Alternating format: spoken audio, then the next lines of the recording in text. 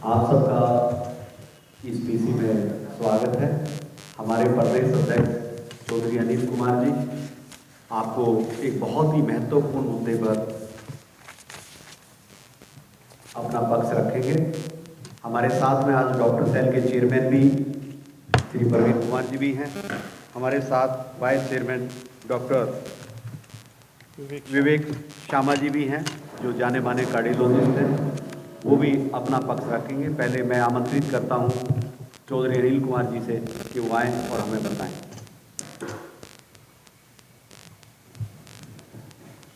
नमस्कार साथियों, मैं आज की इस प्रेस वार्ता में आप सभी का स्वागत करता हूं। साथ ही दो बड़े गंभीर विषय हैं और दोनों विषय आपस में एक दूसरे से संबंधित हैं। सर्वप्रथम तो मैं आज की पेपर की सुर्खियां हैं, हर पेपर में वो दृश्य छपा है। दृश्य है डॉक्टरों के ऊपर किया गया बर्बरतापूर्ण रवैया, लाठीचार्ज। आज ये पायनियर से लेके Hindustan times, times of India, तमाम समाचार पत्रों में ये खबर है। ना केवल डॉक्टरों पे लाठीचार्ज हुआ, बल्कि कई ऐसी धाराओं में मुकदमा एफआईआर दर्ज की गई है, जिसमें सेक्शन 188, 353, 332, 147/148, 149, 188, 269, 270 एक लंबी लिस्ट है धाराओं की। अफसोस होता है कि ये धाराएं किनके खिलाफ लग रही हैं, और इनमें जो सेक्शन है 332 यानी कि सेक्शन 332 ये नॉन बिलेबल धारा है। और ये जो एफआईआर, जो मुकदमा हुआ है, ये एफआईआर वो कोरोना वॉरियर, वो कोरोना योद्धाओं पे की गई है, जिनको लेकर के देश के प्रधानमंत्री जी कभी उनके सम्मान में थाली पिटवाते थे, कभी फूल बरसाते थे, और कभी उनको सम्मानित करने की बात करते थे। तो किस सम्मान से नवाजा गया है आज, ये उसका दृश्य है जो हमने आपके सामने प्रस्तुत किया है। और ये एफआईआर 27 तारीख को रजिस्टर्ड की गई है सेंट्रल दिल्ली आईपी स्टेट थाने में। तो मैं जो दिल्ली कांग्रेस अध्यक्ष इस तरह के बर्बरतापूर्ण रवैये, केंद्र सरकार के इस रवैये की निंदा करता हूँ, लाठीचार्ज की निंदा करता हूँ। जहाँ उम्मीद थी इन कोरोना वॉरियर्स को सम्मान देने की, वहाँ पर एक बार फिर सिद्ध हो गया जिस तरह से किसानों को केवल सत्ताधारी सरकार यानी भाजपा सरकार अन्नदाता तो मानती है, लेकिन अन्नदाताओं को न्याय देने की बात नहीं करती थी। वैसा ही रवैया इन डॉक्टरों को, कोरोना योद्धा तो कहते हैं शब्दों से, लेकिन कोरोना वॉरियर्स को जो सम्मान मिलना चाहिए उसके बदले उन पर एफआईआर मुकदमे दर्ज होते हैं। जिस तरह से किसानों की लगभग 750 से ज़्यादा मौतें हुई और 1 साल के लंबे आंदोलन के बाद उनको जीत मिली, न्याय मिला, और इस न्याय की इस लड़ाई में मैं इस गर्व के साथ कहना चाहता हूं कि राहुल जी कांग्रेस पार्टी ने उनकी आवाज़ को न केवल मजबूताई के साथ संसद से सड़क तक लड़ा, वैसे ही डॉक्टर का भी जो संघर्ष शुरू हुआ है, पता नहीं कब तक ये संघर्ष जारी रहेगा, लेकिन कांग्रेस पार्टी पूरी तरह से इन डॉक्टर्स के इस आंदोलन में उनके साथ खड़ी। साथियों,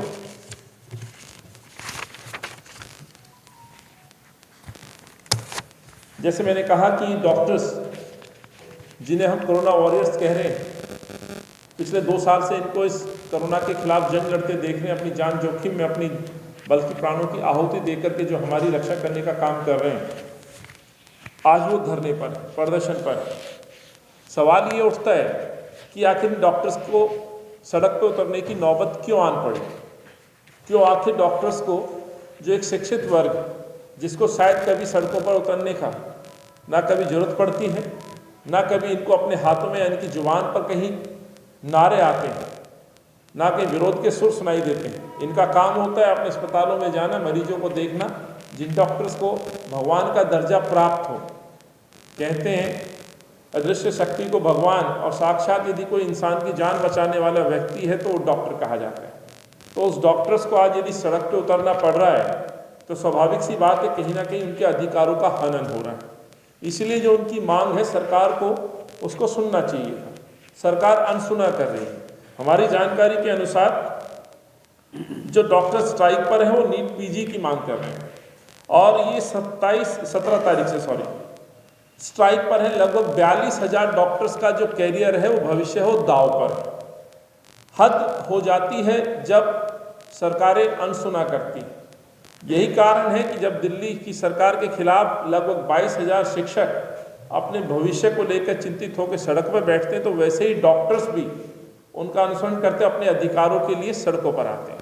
सरकार से बार बार वार्तालाप करना, बार बार उनसे अपनी गुजारिश करना और सरकार का अनसुना कर देना, तो स्वाभाविक सी बात है अपने हक के लिए लोग सड़कों पर उतरते हैं।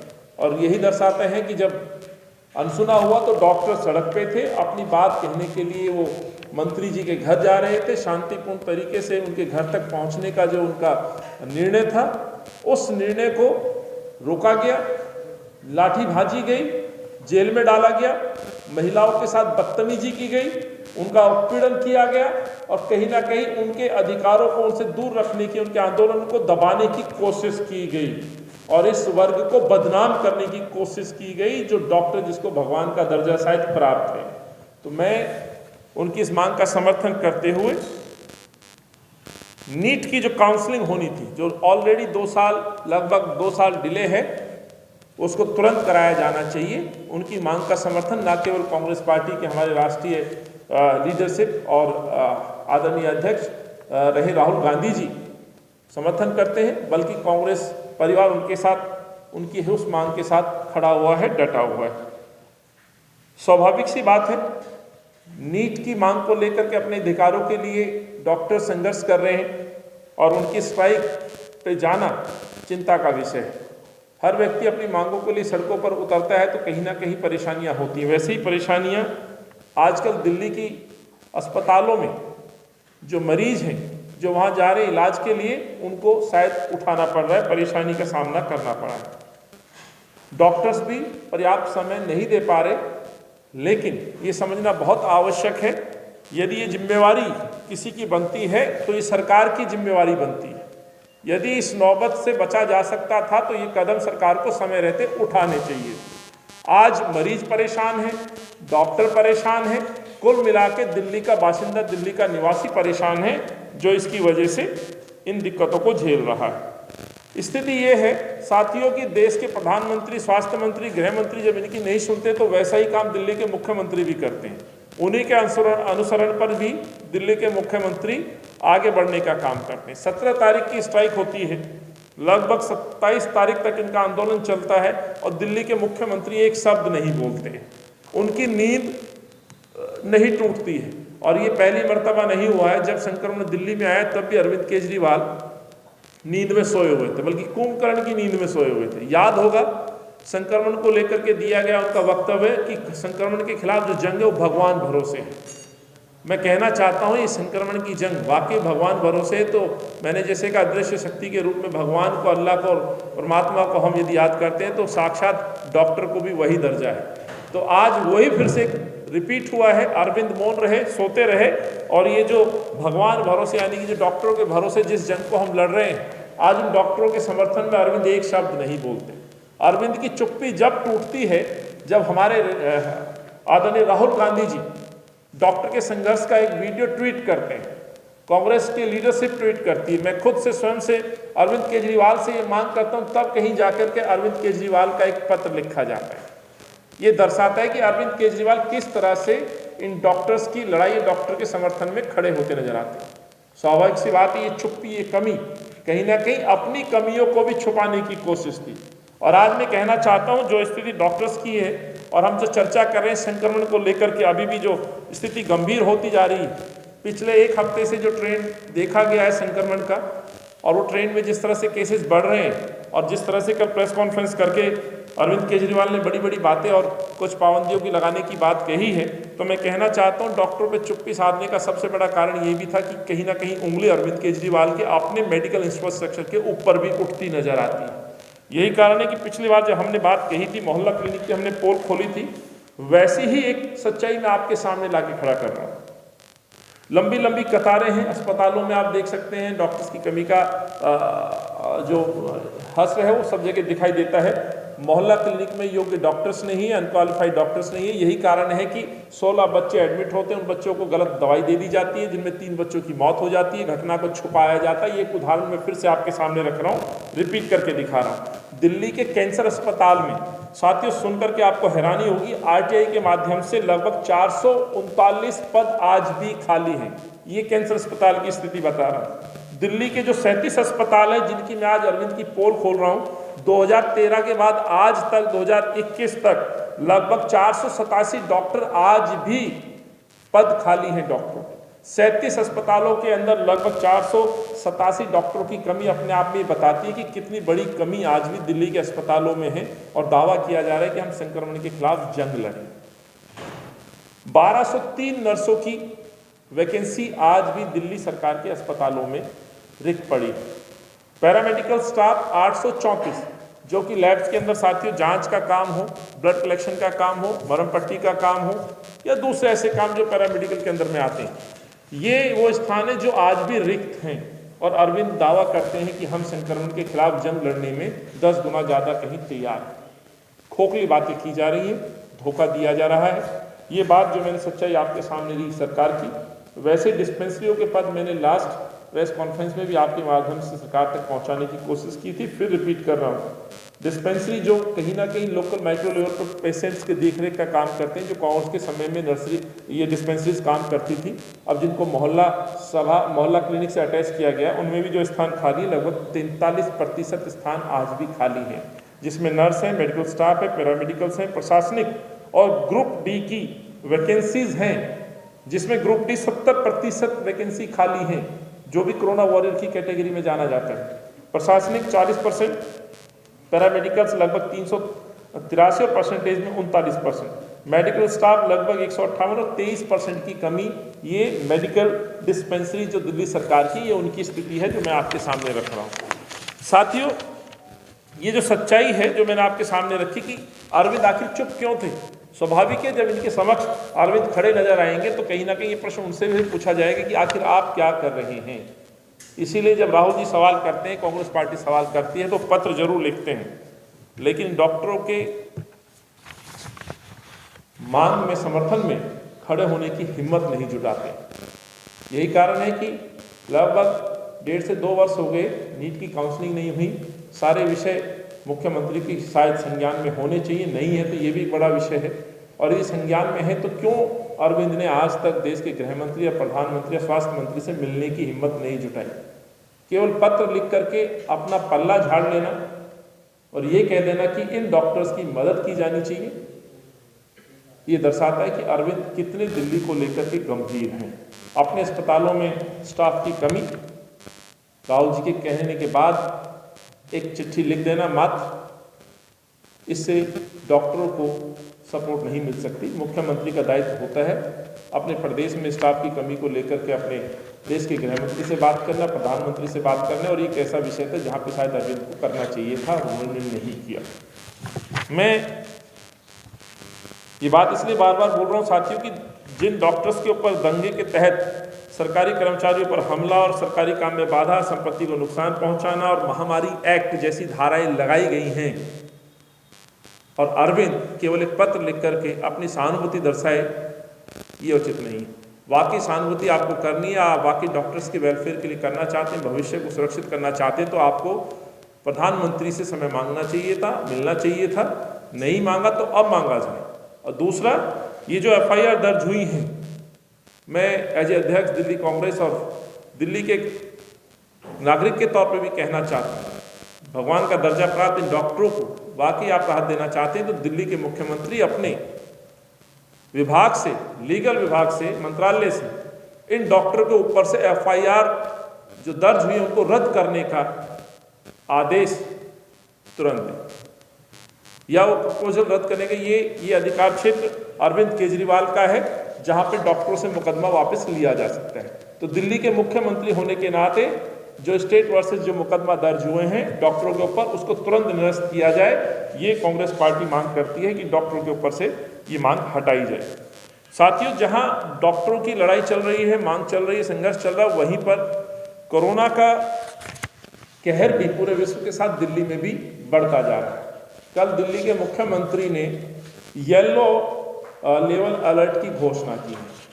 मेरी जानकारी के अनुसार, जैसा आपको मालूम है कि 0 पॉइंट से ऊपर जब संक्रमण बढ़ता है तो स्वाभाविक सी बात है वहाँ पर येलो अलर्ट किया जाता है। येलो अलर्ट किया गया है। इस येलो अलर्ट में जिस तरह से आदेश है, आपको मालूम है, कुछ चीज़ों की संख्या कम कर दी जाती है, क्षमता, जैसे पब्लिक ट्रांसपोर्ट में 50% बसेज हों, मेट्रो हों, उनमें क्षमता कम कर दी जाती है। इस तरह का आदेश आया है। और लेकिन ये आदेश तो आया, लेकिन वहाँ पे लंबी लंबी बसों में, बस स्टैंड की बात करें, मेट्रो स्टेशन की बात करें, वीडियोस वायरल हो रही, लंबी लंबी कतारें वहाँ लगनी शुरू हो गई हैं, जो मुझे लगता है एक संक्रमण का डर वहाँ पे भी बढ़ गया है। शिक्षा संस्थान हो, स्कूल हो, उनको बंद करने का आदेश दिया गया है। इस आदेश के बाद फिर से स्थिति वही बन गई कि तमाम बच्चे आज भी अपने घर से क्लासेस ले रहे हैं। अफसोस ये है कि मुख्यमंत्री जी प्रेस वार्ता करते हैं और प्रेस वार्ता करके फिर दिल्ली को छोड़ के बाहर चले जाते हैं। मैंने उनकी प्रेस वार्ता सुनी। उस प्रेस वार्ता में उन्होंने जो बीच में घोषणाओं के साथ साथ जो एक शब्द है, आपने भी सुना होगा, कहते हैं कि मैं बीच बीच में आपसे मिलता रहूँगा। यानी कि अरविंद केजरीवाल ने तय कर लिया है कि वो दिल्ली से बाहर रहें। ऐसे कैसे दिल्ली का मुख्यमंत्री दिल्ली को छोड़ के जा सकता है जब संक्रमण बड़ी तेजी से आगे बढ़ रहा है? और दिल्ली के मुख्यमंत्री अपने चुनावी उद्देश्य के लिए पंजाब के टूर पे निकलने का काम कर रहे हैं। मैं आपको एक प्रेस के द्वारा दी गई सूचना के आधार पर कहना चाहता हूं कि अरविंद केजरीवाल फिर से अपने चुनावी टूर पर पंजाब निकल रहे हैं। आज ही एनआई की खबर है जिसमें साफ तौर पे कहा गया है, Aam Aadmi Party leader and Delhi CM Arvind Kejriwal will visit Punjab from 30 December to 1 January. यानी कि नया साल मनाने अरविंद केजरीवाल पंजाब जा रहे हैं। दिल्ली के लोगों पे पाबंदियां, संक्रमण को भगवान भरोसे छोड़ करके अरविंद पंजाब में रहेंगे, भाषण देंगे, झूठी बातें करेंगे, झूठे दावे करेंगे और 1 तारीख के बाद दिल्ली लौटेंगे। चुनावी यात्राएं करेंगे, चुनावी सभाएं करेंगे, लेकिन दिल्ली के संबंध में कोई बैठक नहीं करेंगे। संक्रमण जिस गति से पिछले 1 हफ्ते में बढ़ा है साथियों, मुझे ऐसा लगता है कि अगला जो, जिसमें हमने कहा येलो अलर्ट, एक अगला लेवल जब 1% से ज़्यादा पेशेंट बढ़ेंगे तो स्वाभाविक है दूसरे कदम उठाने पड़ेंगे। उस कदम के बाद बहुत सारी पाबंदियां आपको लगानी पड़ेंगी। अफसोस मुख्यमंत्री उस समय दिल्ली में नहीं होंगे जब दिल्ली शायद संक्रमण की तरफ तेजी से बढ़ रही होगी। दिल्ली पे बात ना करके अरविंद केजरीवाल अपने चंडीगढ़ में कुछ पार्षदों के साथ बैठक करेंगे, चर्चा करेंगे, रणनीति बनाएंगे झूठ बोलने की और चुनाव में उतरने की। इसलिए मैंने कहा, चुनावी पर्यटन पे जा रहे हैं, नया साल मनाने जा रहे हैं, लेकिन अरविंद ने एक बार फिर सिद्ध कर दिया, अरविंद अपनी जिम्मेवारियों को नहीं निभाना चाहते। मार्च 2020 में जब ये संक्रमण आया, उस समय अरविंद लगभग 2.5 महीने छुप के अपने घर में बैठ गए, ना उनका मंत्रिमंडल का कोई व्यक्ति निकला। गैर जिम्मेदारान व्यवहार उस समय भी अरविंद ने दिखाया।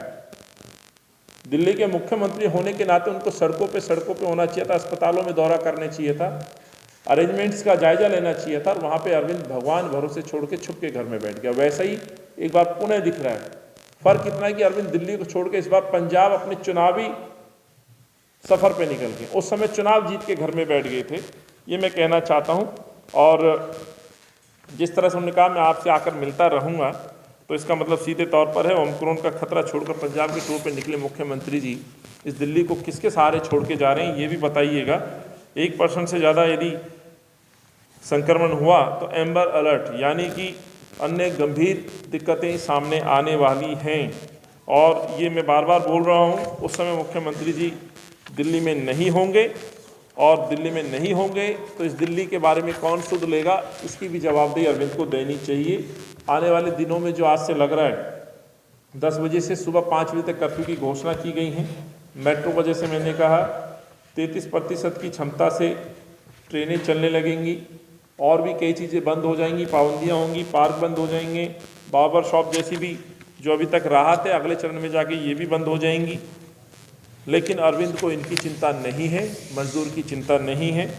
इसीलिए साथियों, ग्रैप जिसकी घोषणा कल की गई है, ग्रेडेड रिस्पॉन्स एक्शन प्लान तो उन्होंने घोषित किया, लेकिन इस ग्रैप के लगने के बाद जो परेशानियां मजदूर वर्ग के साथ आने वाली हैं या आ चुकी हैं, और जिसका हमें शायद फीडबैक आने लगा है कि मजदूर जो हैं, दिहाड़ी मजदूर या वो लोग फिर से पलायन करने लगे हैं, अपने गांव की तरफ लौटने लगे हैं, ऐसी जानकारियां आने लगी हैं। स्वाभाविक है, जब उनके 2 वक्त की रोटी की चिंता होगी तो वो अपने घरों की तरफ निकलेंगे, जब वो असुरक्षित महसूस करेंगे तो अपने घरों की तरफ जाएंगे।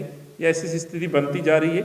इसीलिए अरविंद ने ये तो अनाउंसमेंट की, लेकिन ये नहीं बताया कि सिनेमा हॉल हो, थिएटर हो, जिम हो या योगा केंद्र, एंटरटेनमेंट पार्क, स्पोर्ट्स कॉम्प्लेक्स या मॉल, दुकानें, साप्ताहिक बाजार, इनमें जो छोटा मजदूर वर्ग है, दिहाड़ी मजदूर वर्ग है, इनके भविष्य को लेकर के कोई घोषणा नहीं की गई, या इस परेशानी में उनको कैसे राहत पहुंचाएं उसके बारे में कोई घोषणा नहीं की गई। इसलिए साथियों, मैं कहना चाहता हूं, अरविंद को जिस तरह से ग्रैप की अनाउंसमेंट की, वैसे ही उसी की तर्ज पर एक ग्रैप और उनको अनाउंस करना चाहिए था, और उसको हम कहते हैं ग्रेडेड रिलीफ अनाउंसमेंट प्लान। ये रिलीफ प्लान भी साथ के साथ अरविंद को अनाउंस करना चाहिए था, और इसके अनुसार लगभग इस मजदूर वर्ग को, जैसे हम बार बार कहते हैं और छत्तीसगढ़ मॉडल है और कांग्रेस पार्टी न्याय की मांग करती रही है, ऐसे मजदूर वर्ग को 7 से 10 हज़ार मंथ की सपोर्ट दी जानी चाहिए। इनको बचाने की आवश्यकता है, ये मैं मांग करता हूं। साथियों, दूसरा, याद होगा जब वेव 1 और 2 आई थी, उसमें बहुत बुरी स्थिति से दिल्ली गुजरी थी। हालांकि देश ने भी भुगता है, लेकिन दिल्ली में जो हालात थे, राजधानी होने के नाते मैं कहना चाहता हूं, जो बेहतर से बेहतर इलाज मिलना चाहिए था, उतना ही अव्यवस्थाओं की यहाँ पर समस्याएं देखी गई। यही कारण था कि लोग ऑक्सीजन तक के लिए तड़पते रहे, बेड नहीं मिल पाए, ऑक्सीजन के लिए तड़प करके लौट के अपने घर चले गए, और कई मरीजों ने अपनों के बाजू में, अपनों की गोद में दम तोड़ दिए। ये मंजर दिल्ली ने देखा है, ये दिल्ली की स्थिति रही। अफसोस, हम लोग कहते रहे, उन्होंने अनसुना किया। तानाशाही रवैया, ये किस तरह से सरकार ने जो समय विपक्ष की आवाज़ को अनसुना किया, केंद्र ने राहुल जी की आवाज़ को अनसुना किया, दिल्ली सरकार ने राहुल जी और कांग्रेस पार्टी की आवाज़ को अनसुना किया या विपक्ष की बात को अनसुना किया, उसका नतीजा ये रहा कि दिल्ली के अंदर हाहाकार मचा। बातों में कहते हैं बीमारी के खिलाफ सबको मिलके लड़ना है, ये महामारी मानवता के लिए एक बड़ा संकट है। भाषणों में बहुत अच्छे से बात करते हैं, सच्चाई ये उस पर अमल नहीं करते हैं। इसीलिए पूरे 2 दौर के इस संक्रमण में एक बार केवल ऑल पार्टी मीटिंग माननीय लेफ्टिनेंट गवर्नर साहब ने बुलाई, एक मीटिंग मुख्यमंत्री जी ने बुलाई, और एक मीटिंग गृह मंत्री जी ने बुलाई, जब लगातार कांग्रेस पार्टी मांग करती रही। इसीलिए समय रहते मैं दिल्ली के मुख्यमंत्री से ये कहना चाहता हूं, पंजाब दौरा छोड़ करके ऑल पार्टी मीटिंग बुलानी चाहिए। हर व्यक्ति का अलग अलग सोचने का तरीका होता है। इस संक्रमण के खिलाफ किसी के पास कोई सुझाव, ठोस कोई रणनीति हो सकती है, सजेशंस हो सकते हैं। मुझे लगता है इस पर बहुत आवश्यक है ऑल पार्टी मीटिंग बुला करके सुझाव लेना और उन सुझावों को अपने अमल में लाना। तो मैं एज अध्यक्ष दिल्ली कांग्रेस ये कहना चाहता हूँ, अपने अहंकार को छोड़ करके अरविंद केजरीवाल को ऑल पार्टी मीटिंग बुला करके सुझाव लेने चाहिए, जिससे कि दिल्ली के लोगों के लिए बेहतर कुछ कदम उठाए जा सकें। और यही कारण है, जब हम लोग पिछली बार ऑल पार्टी मीटिंग में गए थे तो लेफ्टिनेंट गवर्नर साहब के यहाँ भी हमने डिस्प्ले बोर्ड का जो सुझाव था हमारा था, वही बात हमने इनको जो सोए मुख्यमंत्री को 3 बने हुए अस्पताल जो शीलाजी और कांग्रेस ने बनाए थे, उनके सामने लाने का काम भी कांग्रेस पार्टी का था। जो नींद में सोए मुख्यमंत्री, जिनको यही नहीं पता था कि हमारे पास 3 बड़े अस्पताल हैं, चाहे वो दक्षिणपुरी का अस्पताल हो, बुराड़ी हो, या आपके द्वारका का 2400 बेड का अस्पताल हो। यही कारण है कि इस मुख्यमंत्री को जगाना बड़ा आवश्यक रहता है। तो ऑल पार्टी मीटिंग की हम मांग करते हैं कि दिल्ली के मुख्यमंत्री ये मीटिंग बुलाएं और इस पर बात करें। और एक बड़ी आज एक खबर छपी है साथियों, इस संक्रमण से जुड़ी हुई बात है, इसलिए मैं कहना चाहता हूं। जो बात राहुल जी लगातार पूरी देश की सरकार को सचेत करने में लगते हैं और बार बार कहते हैं कि कोविड से होने वाली जो मौत के आंकड़े हैं उसको सरकारें छुपा रही हैं। गुजरात का मॉडल देश के सामने राहुल जी ने रखा और आज फिर एक स्टोरी छपी है अमर उजाला से लेकर के नेशनल हेराल्ड और तमाम समाचार पत्रों में, जिसमें कहा गया है कि दिल्ली के अंदर जो लोकल बॉडीज हैं उनमें जो रिपोर्ट हुई है लगभग जनवरी से लेकर जून 2021 के बीच में 1,14,872 मौतें आज सार्वजनिक की गई। अफसोस ये है कि दिल्ली सरकार केवल उनमें 14,441 कोविड से मान रही है। साथियों, ये वो दौर है जब लंबी लंबी कतारें शमशान घाट और कब्रिस्तान के बाहर लगी हुई थी। इन लंबी लंबी कतारों में और जिस भी परिजन से बात की गई उसमें साफ तौर पे कहा गया कि ये जो मौतें हुई हैं ये मौतें कोविड से हुई। और बाद में ये संज्ञान कोर्ट ने भी लिया और उन्होंने भी माना यदि कोई कोविड हुआ और वो बाद में नेगेटिव हो गया है और मौत हुई है तो उसको भी कोविड में जाना जाए। तो एक आईना आज फिर से मीडिया के साथियों ने रिपोर्ट करके जो रखा है सरकार के सामने, मुझे उम्मीद है कि सच को स्वीकार करना चाहिए और जो योजना है, जो स्कीम उन कोविड पेशेंट के जिनके घर में मौतें हुई हैं उनको राहत के तौर पे जो उनको हक उनको मिलना चाहिए था, मैं समझता हूँ वो हक के वो हकदार हैं। और ये फिर से एक बात उजागर हुई है कि कोविड से होने वाली मौतों को सरकार के द्वारा छुपाया गया है। तो मैंने जो दो पक्ष रखे हैं, इस पक्ष में मेरे साथ हमारे दो साथी जो डॉक्टर सेल, जो हमने कोविड को लेकर के दिल्ली कांग्रेस में एक सेल का गठन किया है जिसमें हमारे काबिल साथी डॉक्टर वर्किंग डॉक्टर यहाँ पर मेरे साथ उपस्थित हैं, जिनका परिचय डॉक्टर नरेश जी ने कराया। मैं डॉक्टर प्रवीण कुमार हमारे चेयरमैन हैं जो नियुक्त किए गए हैं और जो जेपी हॉस्पिटल में हमारे डेंटल हेड के इंचार्ज हैं, डॉक्टर विवेक शर्मा कार्डियोलॉजिस्ट हैं।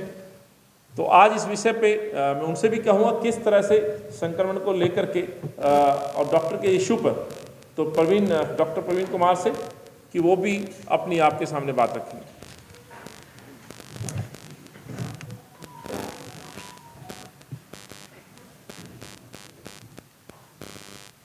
आप सभी साथियों का धन्यवाद यहाँ आने के लिए।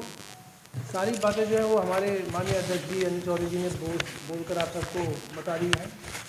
मैं ये कहना चाहूँगा, मैं बात करूँगा डॉक्टरों के ऊपर जो बर्बरता जो पुलिस ने करी, अपने मान सम्मान के लिए वो पीसफुल प्रोटेस्ट कर रहे हैं, उसके ऊपर जो बर्बरता पुलिस की हो रही है इसका दुखद वर्णन हमारे माननीय अध्यक्ष राहुल जी ने भी अपने ट्विटर के थ्रू आप लोगों को बताया है। मेरा मानना ये है कि जो पहली जो लहर है उस लहर में इन्होंने, हमारे भाइयों ने, हमारे साथियों ने इस कोरोना को जो जीत दिलाई। आप सभी अच्छे से वाकिफ़ हैं, हम सभी को कोरोना हुआ, ये डॉक्टर के कारण ही हम सब लोग बचे। आज वो डॉक्टरों के ऊपर इतनी बर्बरता लाठियों के ऊपर बरसाई जा रही है, जहाँ हमारी सरकार ने उनके ऊपर पहले फूल बरसाए, उनके लिए थाली बजाई। तो मेरा ये मानना है कि ये जो बर्बरता है, जो पुलिस का क्रूर व्यवहार है हमारे डॉक्टरों के लिए, इसको थोड़ा संज्ञान में लिया जाए। और मैं आप सभी के माध्यम से कहना चाहूँगा कि आप इस पर अपना कुछ ऐसी चीज़ दिखाएं जिससे सरकार जागे, डॉक्टरों को जो इज्जत मिलनी चाहिए वो इज्जत उनको मिले। मैं विवेक शर्मा जी से कहूँगा कि वो भी अपनी एक बात करें। जो मेन मुद्दा है वो पीजी काउंसलिंग जो लंबा डिले चल रहा है उसके कारण हुआ है, जिसके कारण ऑलमोस्ट 45,000 जो डॉक्टर्स के पास हैं जो पीजी सीट तक खाली है, जिसके कारण ऑलमोस्ट 1/3 डॉक्टर वर्क फोर्स कम है काम करने में, जिसकी वजह से स्वास्थ्य में काफ़ी सेवाओं में खनन हो रहा है। इसके कारण डॉक्टर्स पिछले ऑलमोस्ट 1 साल से घर बैठे हैं, अपनी पीजी को चूज नहीं कर पा रहे हैं। इसके कारण स्वास्थ्य सेवाओं में जो डिफिशियंसी हो रही है, और एक तरफ से हम येलो अलर्ट हमने डिक्लेयर कर दिया है दिल्ली में, और हमारे पास जो डॉक्टर्स हैं, फ्रंट लाइन वर्कर्स हैं, उनकी कमी पेशी है। तो सरकार को इसको देखना चाहिए और तुरंत इस पर एक्शन लेकर सबको काउंसलिंग वाला के लिए सपोर्ट करना चाहिए। मैं अपने प्रेस के साथियों से निवेदन करूंगा कि कोई सवाल पूछना चाहें हमारे पटेल या डॉक्टर को। सवाल ये है कि येलो अलर्ट हो गया है, ये राउंड 1 और राउंड 2 में जो कोविड का सिचुएशन दिल्ली में था, हम उसके करीब पहुँचते जा रहे हैं। म्यूनसिपैलिटी भी के साथ भी रहने पे हैं और डॉक्टर भी रहने पे हैं। आपने सारा डिटेल बताया, क्या आपका हिदायत होगा इस सिचुएशन में डॉक्टर साहब को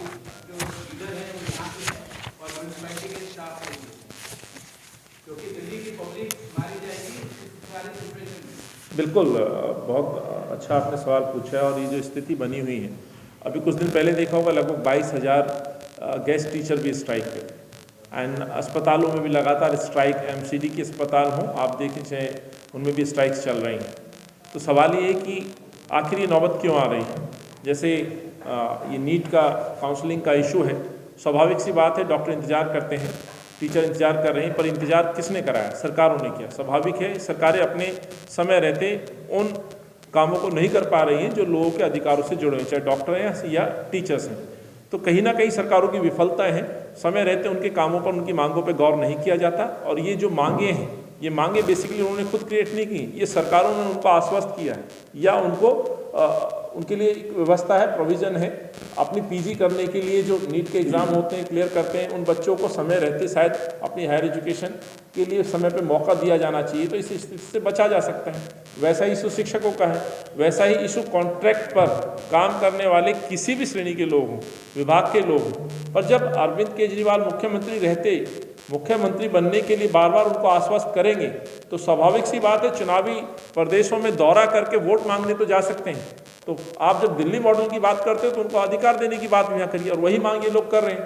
पर इससे बचा जा सकता है, अपने वादे को निभाएं, कहना चाहता हूँ अरविंद को। और अब जो स्थिति बनी है संक्रमण की, और जिस तरह से थर्ड वेव को लेकर के कहा जा रहा है कि सुनिश्चित है आना ही आना है, और उसमें जहाँ कदम उठाए जाने चाहिए, कदम के साथ जो भी आप बातें घोषित कर रहे हैं, जो भी आप नियम बना रहे हैं, उनको इम्प्लीमेंट करने की आवश्यकता है, मॉनिटरिंग की आवश्यकता है। वहाँ दिल्ली के मुख्यमंत्री छोड़ करके नया साल मनाने अपने पार्षदों के साथ चंडीगढ़ में सेलिब्रेट करेंगे, तो गैर जिम्मेदारन व्यवहार जो है दिल्ली के मुख्यमंत्री दिखा रहे हैं। और ये पहली बार नहीं दिखाया। जब संक्रमण देश में आने की कगार पे था, तब देश के प्रधानमंत्री को आदरणीय राहुल जी ने सचेत किया था, वो नहीं माने। राष्ट्रपति, अमेरिका के राष्ट्रपति के लिए रेड कारपेट बिछाते रहे और बड़े बड़े आयोजन करते रहे, जिसका नतीजा हमने देखा। वैसे ही दिल्ली के मुख्यमंत्री भी उस समय छुप के घर में बैठ गए और दिल्ली के अंदर भगवान भरोसे चीज़ें छोड़ दी गई। तो कहीं ना कहीं ये जिम्मेवारी सरकार के मुखियाओं की है, और सरकार के मुखिया सीधे तौर पर दिल्ली के मुख्यमंत्री हैं। ये जिम्मेवारी उनकी बनती है कि इस पर किस तरह से रोकथाम लगाई जाए, कैसे संक्रमण को फैलने से बचाया जा सके। आप कुछ कदम उठाते हैं तो राहत पैकेज भी तुरंत साथ के साथ अनाउंस होने चाहिए। इसीलिए हमने मांग की है कि आपने जो घोषणाएं की हैं उसी की तर्ज पर graded relief announcement plan announce किया जाना चाहिए, और उस अनाउंस के साथ न्याय, कम से कम न्याय योजना जैसा भत्ता उन लोगों को मिलना चाहिए जो मजदूर, दिहाड़ी मजदूर हैं, दुकानदार हैं, छोटे व्यापारी हैं, साप्ताहिक बाजार लगाने वाले लोग हैं। और एक बड़ा तबका, खास तौर से जो जिम मोहल्लों में खुले हुए हैं, ये सबसे बड़ी परेशानी इस इंडस्ट्री को पहले भी आई थी। अधिकतर जिम मिनिमम 2.5 से 5 लाख रुपए के रेंट पे ये जिम चलते हैं, हेल्थ क्लब्स चलते हैं। और दिल्ली के अंदर उतना बड़ा इंफ्रास्ट्रक्चर नहीं है जहाँ लोगों को स्वास्थ्य लाभ लेने के लिए अच्छे पार्क हों या सौंदर्य सड़कें हों जिस पे लोग लाभ ले सकें। तो इन्हीं पार्कों में भागदौड़ के इस जीवन में लोग वहाँ जिम में जाते हैं, पे करते हैं, और स्वाभाविक सी बात है बहुत बड़ा इम्पैक्ट इस इंडस्ट्री पे आने वाला है। तो इनके लिए क्या राहत पैकेज है? कमर्शियल बिल वहाँ लगे हुए हैं, रेंट वहाँ बहुत भारी है, स्टाफ है। सो इन लोगों के जैसे लोगों के लिए भी राहत होनी चाहिए। साप्ताहिक बाजार लगाने वाले लोग हैं, दिहाड़ी मजदूर हैं, और इनको अपने भविष्य की चिंता है, इसलिए शायद पलायन, बड़ा पलायन हो सकता है, उसे रोकने के लिए तुरंत अनाउंसमेंट होनी चाहिए। एक छोटा सा सवाल और है कि ये जो शराब की दुकानें हैं वहाँ पे भीड़ लगती है और वो कोरोना के फैलाने का एक बहुत बढ़िया जरिया है। देखिए, अरविंद केजरीवाल से हम बार बार ये कहते रहे हैं, और ये बात एक बार फिर प्रूव हो गई है। सब कुछ बंद कर सकते हैं कि शराब के ठेके को उन्होंने ना तो पहले फेज़ में बंद किया, ना दूसरे फेज़ में बंद किया। शराब उनके लिए एक तरह से धंधा है, और इसलिए आप अंदाज़ा लगाइए, जो व्यक्ति पंजाब से ये कह के आते हैं कि मैं पंजाब को नशा मुक्त करूँगा, पंजाब को तो पता नहीं कब वो नशा मुक्त करेंगे, लेकिन पंजाब से शराब माफिया को यहाँ ले आते हैं। दीप मल्होत्रा जैसे व्यक्ति की सेल कंपनी को टेंडर देते हैं, मात्र 300 सवा 300 दुकानों को उठा करके 849 कर देते हैं। आज इस दिल्ली की पहचान नशे की राजधानी, शराब की राजधानी बन चुकी है। ये कहना चाहता हूँ, पहले भी अरविंद ने अपनी हठ धर्मिता, अपने लालच, प्रलोभन के चक्कर में शराब की दुकानों को खोले रखा, और वही फिर से कर रहे हैं। कहीं शराब की दुकान का जिक्र नहीं किया है। उस समय भी ये स्थिति उत्पन्न हुई थी, अब फिर से वही हालात पैदा हो सकते हैं। तो इस पर शायद अरविंद को इस पर अपना स्टैंड क्लियर करना चाहिए।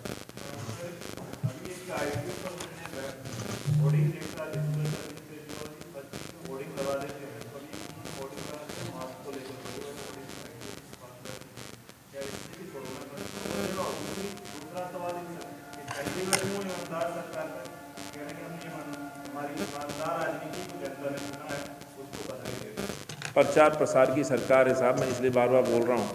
आपके एक साथी ने कहा कि हर व्यक्ति आज धरने पे प्रदर्शन पे है, आखिर ये नौबत क्यों पड़ी?